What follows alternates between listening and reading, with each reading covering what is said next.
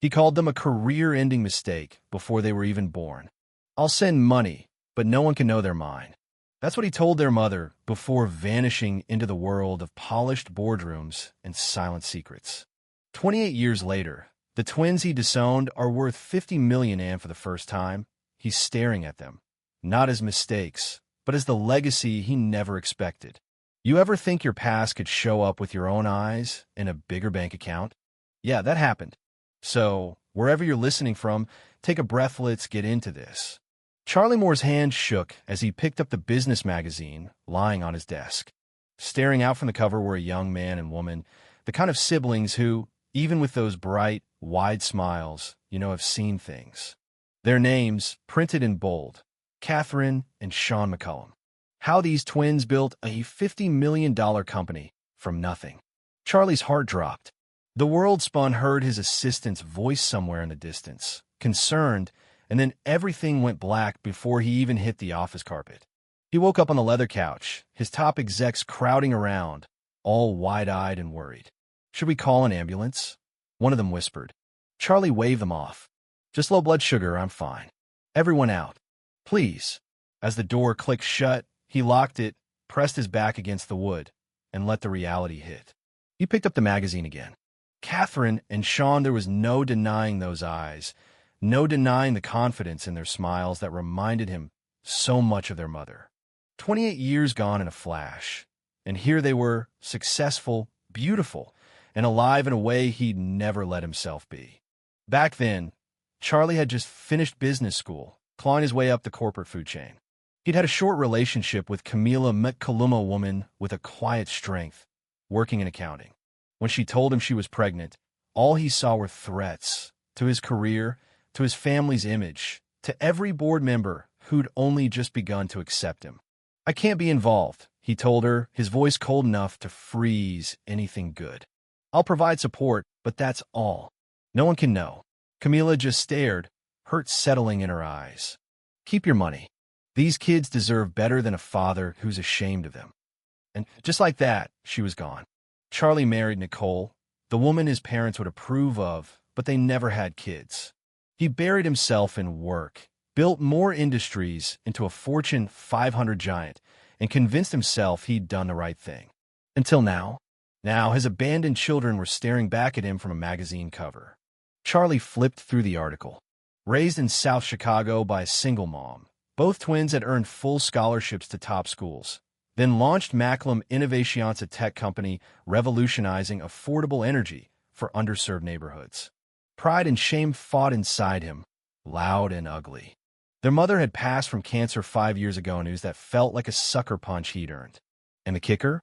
The twins would be keynote speakers at the same National Business Leadership Conference where Charlie was about to receive his Lifetime Achievement Award. The universe, apparently, had jokes. He called his investigator. "Frank, I need everything on the McCullum twins. Background, residence, family, everything." The answer was quiet, but direct. "They're looking for you too, sir. And they know exactly who you are." Charlie sank into his chair, flipping through old photos he'd never thrown away. Camila, smiling at a company picnic. Memories so real, he could almost hear her laugh. Would these kids want anything to do with him? And what would they do when they realized the man getting honored was the one who'd tossed them aside? Frank called back with the kind of update that makes your blood run cold. "They've known for 3 years since their mother died. They found your letters, even the check you sent, but Camila never cashed. And they have a birth certificate with your name, even if it was never filed. 3 years, and they hadn't tried to contact him. What were they planning?" He dug deeper, found interviews of the twins. Catherine, the engineer, talking about how business should lift others up. Sean, the strategist, saying clean energy shouldn't be a luxury. Their words burned. Everything he'd failed to be, they'd managed to become. Even Nicole, his ex, figured it out before he'd told her. "Those twins are yours, aren't they?" she texted. "Call me." We finally did. She just listened, didn't judge. You have a chance most people never get to waste it. Charlie spent that night reading everything about Camila's last years, the twins' lives, the achievements, and the medical bills Camila had shouldered alone. The guilt sharp, relentless, settled in his bones. He opened his safe, pulled out the birth announcement Camila had sent nearly 3 decades ago. She named their son Sean Charlie McCullum, kept a piece of him alive even as he tried to cut them off. Coward, he thought. That's all he'd ever been. He canceled meetings for the week, told his assistant he had a family emergency. Then came the twist. The McCullum twins requested a private meeting the day before the conference. Personal matter of great importance, their rep said. Charlie felt a pulse of fear and hope, both fighting for space in his chest. He researched the twins more that night: Catherine's paintings, Sean's jazz piano, the community projects, the awards.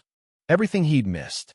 He realized, painfully, how little his own fortune meant.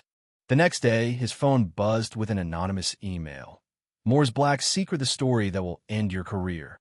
Attached was a draft article detailing his abandonment of Camila and evidence of something far worse.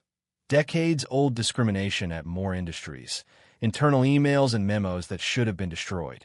The twins had it all, and they weren't bluffing. Another message. The article remains unpublished until after our meeting. Come alone. Charlie's fear was a living thing. But he flew to Chicago, checked into his suite, and waited.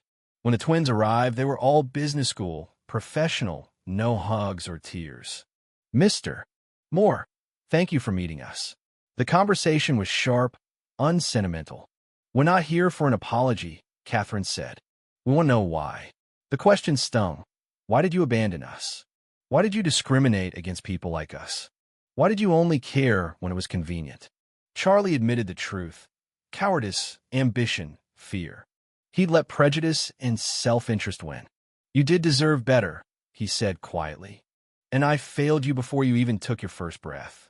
The twins slid a folder across the tablia proposal. Major reforms, reparations for those he'd harmed, a foundation in their mother's name. You have until after the conference to decide. But just as he thought he might find redemption, another disaster hit. Charlie's CFO called. Someone had leaked evidence framing all 3 Charlie and the twins in a massive fraud scheme. The FBI was already involved. The timing, the fake documents, the media leaks, it was a setup, perfectly executed. The culprit?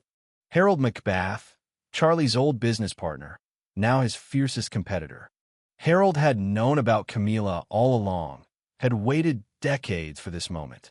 The motive wasn't just business, it was revenge. Harold had once loved Camila, lost her to Charlie, then lost their company partnership too. Now, he wanted everything. The 3 joined forces. The twins' tech skills, Charlie's contacts, and a secret ally, Harold's assistant Soraya, whom Charlie had once helped save her daughter's life, got them the smoking gun. Emails and records proving Harold's guilt, plus a letter revealing Camila had left Harold for Charlie all those years ago. It wasn't just corporate warfare. It was heartbreak, festering for 30 years. Just as they prepared to expose the truth, FBI agents surrounded their hotel. With only minutes to spare, Charlie and the twins snuck out through service elevators, made their way to the rooftop for a showdown. There, Harold tried one last bargain: Charlie's company for his children's freedom. But this time, Charlie refused. I won't make the same mistake twice. The trap reversed. Sean, hidden with recording devices, captured Harold's confession. As agents burst onto the rooftop, Harold tried to take Catherine hostage. Charlie intervened, risked his life, nearly going over the edge to save his daughter. The FBI arrested Harold, and the truth finally broke free. In the days that followed, Charlie made the reforms the twins had demanded: diversity initiatives, reparations, and the Camila McCullum Foundation. At the business conference, he walked on stage, declined his Lifetime Achievement Award, and told the truth about what he'd done and who he'd failed. Catherine and Sean joined him, announcing the foundation's creation, pledging a new path forward. The audience, stunned and moved, gave them a standing ovation. Charlie could never reclaim the lost years, or make up for the pain he'd caused. But for the first time, he wasn't running. He was building something real with his children, honoring Camila's legacy, and facing his choices head-on. Family, he learned, isn't defined by biology or the stories others tell. It's the choices you make day after day, year after year, even after decades of running. So what do you think, honestly? Was Charlie's redemption enough? Or are there mistakes that time just can't fix? I want to hear your thoughts. Was justice really served? Is forgiveness possible? Let me know where you stand, because in stories like these, the line between right and wrong is never as simple as it seems.